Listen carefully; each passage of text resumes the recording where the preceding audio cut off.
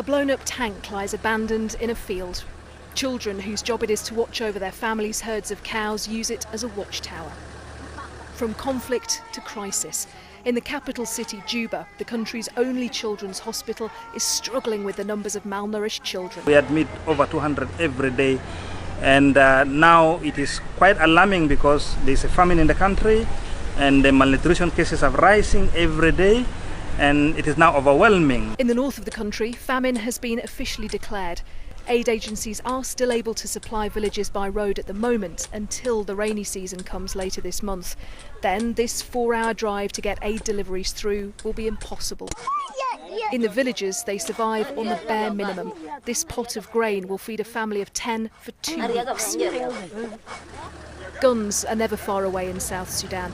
We passed a pickup truck full of young children with rifles. One even carried a rocket-propelled grenade. Wherever you go across Unity State, you'll find villages like this one, deserted and abandoned after an attack. Here, the soldiers pushed the villagers out and took this over as a barracks. But what it means is that all the crops that the villagers might have grown in the field, all the food that they might have preserved and kept for tougher times, is completely wasted. And wherever the people from here end up, if they survive that attack, it means that lack of food is a real problem.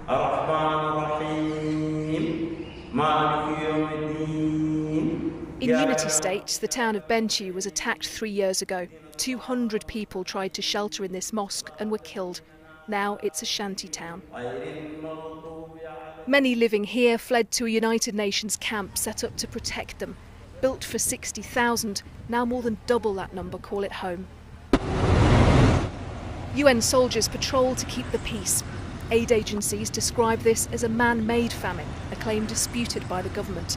But nobody disputes the scale of the problem. Well, right now there's fighting continuing. We really do need a ceasefire, a unilateral ceasefire from the government.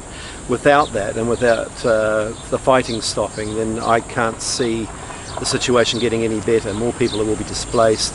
There'll be more problems in terms of us being able to reach them, and the number of people who are at risk will increase.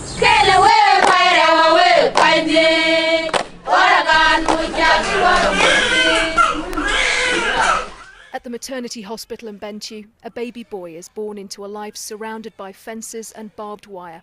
Not to keep him in, but to keep the raging civil war out. Anna Foster, BBC News, South Sudan.